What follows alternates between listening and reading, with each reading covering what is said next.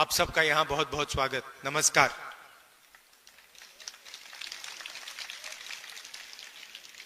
ये प्रेस वाले आपके सामने खड़े हो गए, मगर हमारी बात नहीं बोलते ये लोग, है ना। कहना पड़ता है कि हमारे मित्र हैं, मगर सचमुच में हमारे नहीं है, मोदी जी के मित्र हैं, अदानी अंबानी के मित्र हैं। क्योंकि जो जनता की बातें होती हैं तो लिखते नहीं है, दिखाते नहीं है। आपने कभी देखा है टीवी पे किसान की बात होए, मजदूर की बात होते हुए टीवी पे देखा आपने कभी? महंगाई के बारे में सुना? कभी नहीं।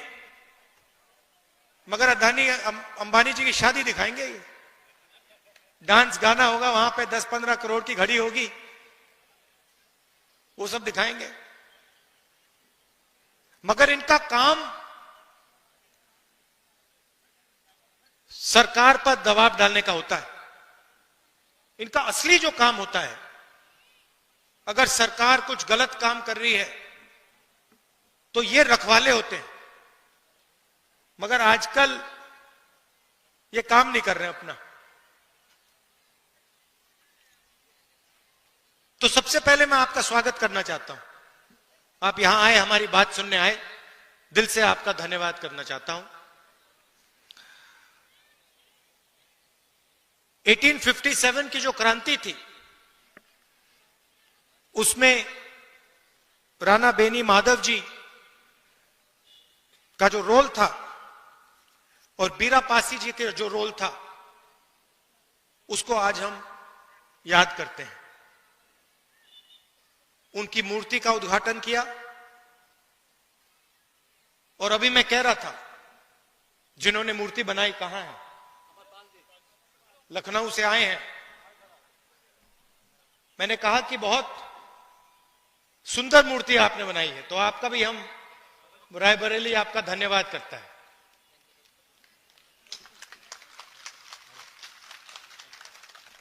बैठिए।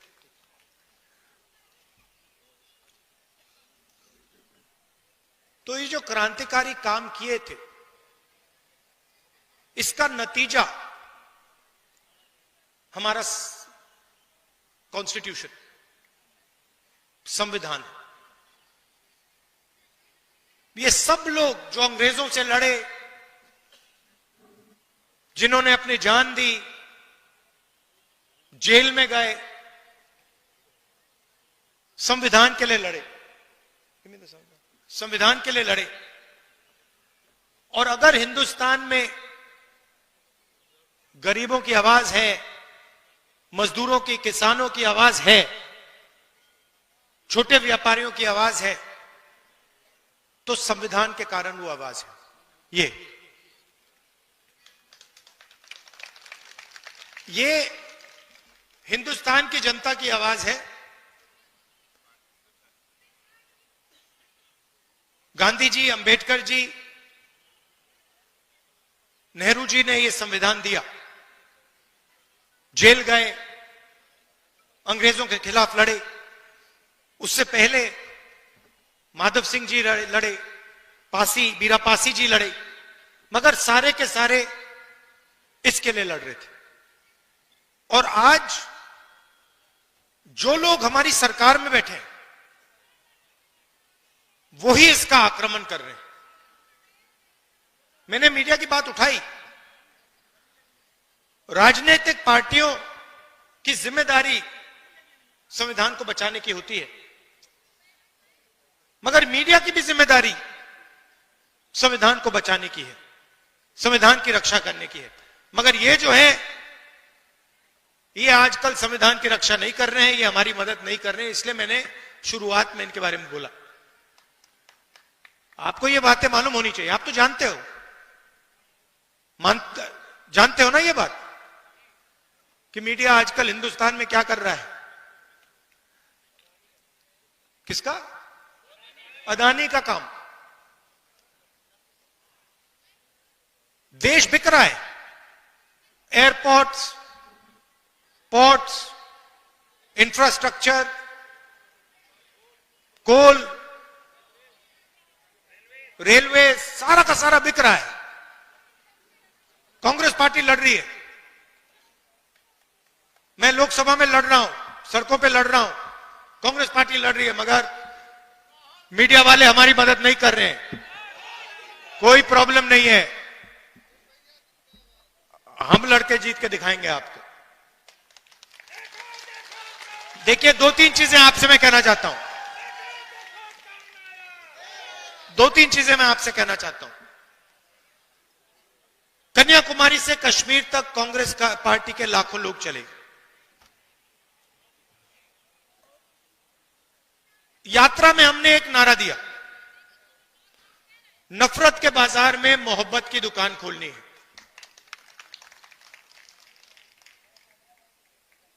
बटा हुआ देश,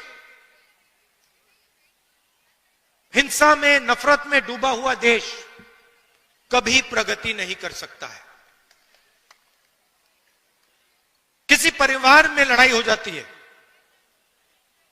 दो भाइयों के बीच में लड़ाई हो जाती है, परिवार नष्ट हो जाता है। आप सोचिए, अगर देश के बीच में लड़ाई हो जाए तो कैसे प्रगति हो सकती है। इसीलिए हमने भारत छोड़ो यात्रा की, कन्याकुमारी से कश्मीर, समुद्र से लेकर पहाड़ों तक 4000 किलोमीटर हम चले। और देश में हमने, कांग्रेस पार्टी ने, हम सब ने मिलकर मैसेज दिया कि यह देश भाईचारे का देश है, मोहब्बत का देश है, नफरत का देश कभी नहीं हो सकता।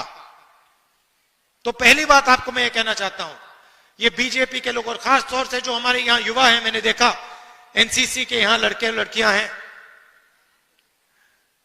जब भी कोई हिंदुस्तान को बांटने का काम करता है, एक धर्म को दूसरे धर्म से लड़ाता है, एक भाषा को दूसरी भाषा से लड़ाता है, एक जात को दूसरी जात से लड़ाता है, आपको रोकना पड़ेगा। आप इस बात को एक्सेप्ट नहीं कीजिए कि इस देश में नफरत होगी। यह मोहब्बत का देश रहा है और यह मोहब्बत का देश रहेगा।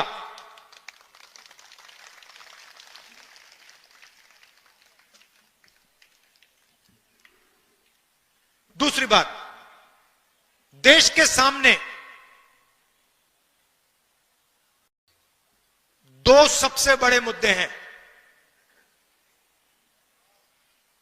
सबसे बड़ा मुद्दा बेरोजगारी। आज मैं युवाओं से बात कर रहा था, मैंने उनसे बोला, ऐसे टेंट में बात हो रही थी, मैंने उनसे पूछा, देखो, मैंने उनसे पूछा, देखिए आप लोग सब पढ़ाई कर रहे हो, आप डिग्री ले रहे हो, ठीक है, आपको डिग्री मिल गई, हाथ उठा के मुझे दिखाओ, आप में से कितने लोग सोचते हो कि आपको डिग्री के बाद रोजगार मिलेगा। 100 बच्चे थे, आपको मालूम है कितने युवाओं ने हाथ उठाया? एक ने। 100 में से एक लड़के ने हाथ उठाया, बाकी ने हाथ नहीं उठाया। 100 में से सिर्फ एक युवा सोचता है कि उसको रोजगार मिलेगा। और जब मैंने उससे पूछा तो उसने कहा, मैं कहीं ना कहीं रोजगार ढूंढ के निकालूंगा। मगर 99% युवाओं ने बात एक्सेप्ट की कि आज के उत्तर प्रदेश में, आज के हिंदुस्तान में उनको रोजगार नहीं मिलेगा। दूसरा मुद्दा महंगाई। दो हिंदुस्तान बन रहे हैं, एक अरबपतियों का, 20-25 लोग हैं, अदानी, अंबानी, लाखों करोड़ रुपए, जो भी उनको चाहिए उनको मिल जाता है। कोरोना के समय 1 लाख करोड़ रुपए का बैंक लोन माफ हुआ उनका, 16 लाख करोड़ रुपए उनके बैंक लोन माफ हुए हैं। और दूसरा हिंदुस्तान, आपका हिंदुस्तान, हमारा हिंदुस्तान, मेहनत का हिंदुस्तान, मजदूरों का, किसानों का, बेरोजगार युवाओं का हिंदुस्तान। हमें ये दो हिंदुस्तान नहीं चाहिए, एक हिंदुस्तान होना चाहिए। अगर वो सपना देख सकते हैं तो आपको भी सपना देखना चाहिए। ये नहीं कि अंबानी का बेटा, अदानी का बेटा जो भी सपना देखना चाहता है देखता है, और किसान का बेटा प्राइवेट यूनिवर्सिटी में मेहनत करने के बाद, लाखों रुपए देने के बाद रोजगार नहीं पा सकता। ऐसा हिंदुस्तान हमें नहीं चाहिए। यहां हम कैसे पहुंचे? नरेंद्र मोदी जी ने नोटबंदी करके, गलत जीएसटी लागू करके छोटे व्यापारियों को, स्मॉल मीडियम बिजनेस वालों को खत्म कर दिया है। यह पॉलिसी सिर्फ नरेंद्र मोदी जी की नहीं थी, यह पार्टनरशिप है। नरेंद्र मोदी जी ने और अदानी, अंबानी जैसे लोगों ने ये पॉलिसियां छोटे व्यापारियों को, किसानों को, मजदूरों को खत्म करने के लिए बनाई है। और नतीजा आपको दिख रहा है। उत्तर प्रदेश के युवाओं को रोजगार नहीं मिल सकता। अगर आपको रोजगार चाहिए, उत्तर प्रदेश में छोड़ दीजिए। हां, तेलंगाना में, कर्नाटक में मिल सकता है, वहां जाके आप मजदूरी कर सकते हैं। मगर उत्तर प्रदेश में आपकी सरकार आपको रोजगार नहीं दे सकती है। और यह सच्चाई है, इस बात को एक्सेप्ट करना ही पड़ेगा। तो यह लड़ाई है। एक तरफ कहते हैं 400 पार, 400 पार के बाद हम संविधान बदल देंगे। हमने कहा हम देखेंगे कैसे संविधान बदलोगे तुम लोग। चुनाव के बाद मोदी जी ने संविधान यहां लगा दिया था।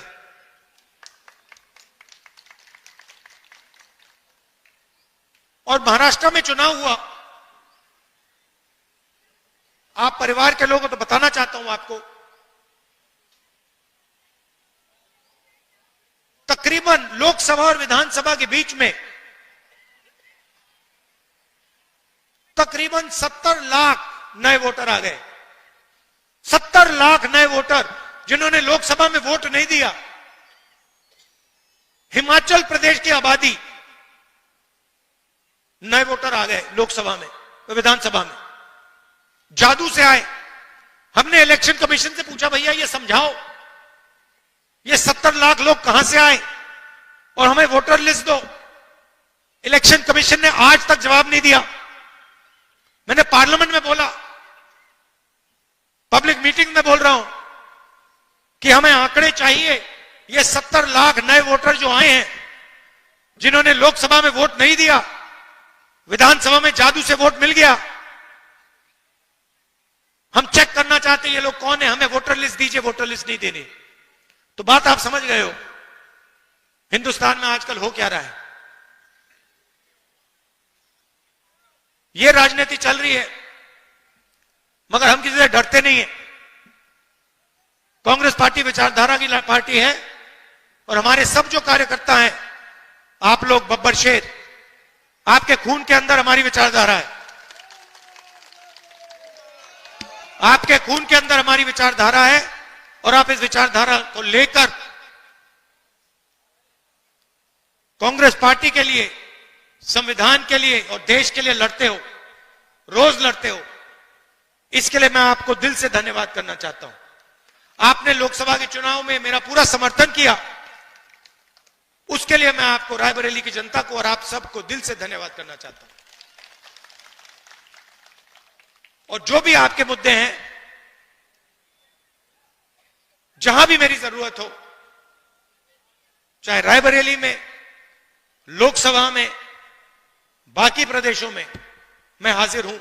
जो भी आप मुझसे काम करवाना चाहते हो, आप बताओ, मैं करने को तैयार हूं। और आखिरी बात, रायबरेली एक ऐसी कंस्टिट्यूएंसी है शायद पूरे हिंदुस्तान में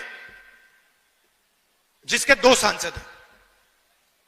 एक मैं हूं और एक प्रियंका है। तो कभी कभी उसको भी यहां बुला लिया करो। वो मुझे वायनाड बुलाती है, वो मुझे वायनाड बुलाती है, मैं जाता हूं। रायबरेली के भी वो सांसद हैं, उसको भी यहां बुलाया करो आप। बिल्कुल। और आप सबको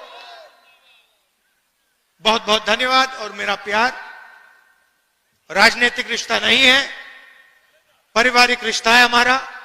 दिल से आपका धन्यवाद करता हूं। नमस्कार, जय हिंद।